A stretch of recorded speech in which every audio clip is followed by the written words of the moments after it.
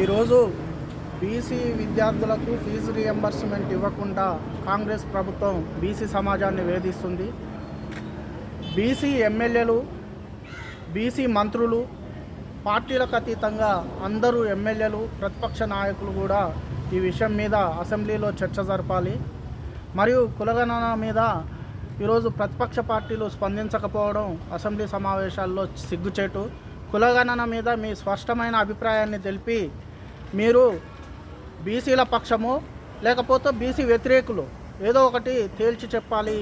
ఈరోజు ప్రధాన పార్టీలు ఈరోజు బీసీ సమాజం నమ్మి మీకు ఓట్లేసి గెలిపిస్తే ఇవాళ బీసీ సమాజాన్ని మీరు పూర్తిగా నిర్లక్ష్యం చేస్తూ కొన్ని వర్గాలకే ప్రాధాన్యత కల్పిస్తూ కీలక పదవుల్లో మీరు కొన్ని వర్గాలను కూర్చోబెట్టి బీసీ సమాజాన్ని పూర్తిగా విస్మరించి వారి మీద అనేకమైన పద్ధతులలో దాడులు చేస్తున్నారు. కాబట్టి ఇవాళ బీసీ సమాజం చాలా చైతన్యవంతమైంది.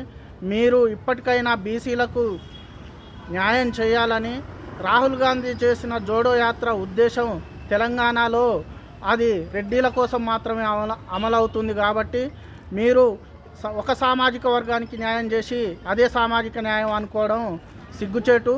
ఇవాళ బీసీ సమాజం మొత్తం క్షుణ్ణంగా ఈ తెలంగాణను గమనిస్తుంది. కాబట్టి మీరు ఇప్పటికైనా కులగణన చేసి స్థానిక సంస్థల ఎన్నికల్లో 42% రిజర్వేషన్ను పెంచాలని కోరుతున్నాను. జై బీసీ.